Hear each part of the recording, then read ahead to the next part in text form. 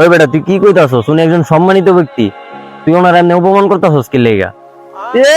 সম্মানিত কিসের সম্মানিত? উনি আমার কোচু। হুজুর যাইতাছে, দেন না কেন ভাইটা যাইতেছে ঠ্যাঙ্গা ঠ্যাঙ্গা।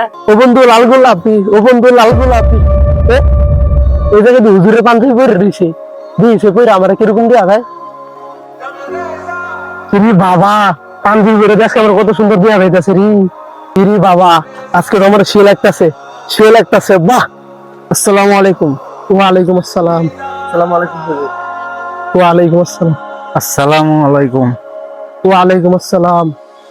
বুঝলাম না, আমাকে আজকে সবাই সালাম দিতেছে, এমনকি মসজিদের ইমাম সাহেব সালাম দিতেছে, ব্যাপারটা তো কিরকম? যাই আমির হামজার কাছে যাই। আমির হামজা, আমি একটা ব্যাপার বুঝতেছি না। কেন, কি হয়েছে? আমি এত লোক সমাজে চলাফেরা করি, কেউ আমার সালাম দেয় না, সম্মান দেয় না। আজকে আমার কি এমন জিনিস হয়েছে যে সবাই আমার সালাম দিতেছে, সম্মান দিতেছে, এমনকি মসজিদের ইমাম সাহেব আমাকে সালাম দিছে আজকে। ও, তুই আজকে এই জিনিসটা বুঝতাছস না? এই যে একটু আগে একটা লোক যে জায়গায় গেছে টুপি পাঞ্জাবি পরা, তুই যে লোকটার অপমান করলি, আর আজকে তুই এই টুপি পাঞ্জাবি পরার লেগে সম্মানিত হইতাছস, সবাই তোরে সালাম দিতাছে, ভালো ব্যবহার করতেছে।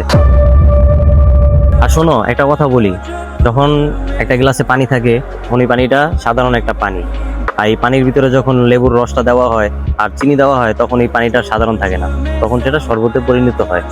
ঠিক তেমনি একটা মানুষ যখন সাধারণভাবে থাকে আর যখন নবীর সুন্নত টুপি পাঞ্জাবি পরে, তখন সে আর সাধারণ থাকে না, তখন সে একজন সম্মানিত ব্যক্তি হয়ে যায়। সবাই তাকে সম্মান করে, ভালো ব্যবহার করে, সবাই তাকে সালাম দেয়।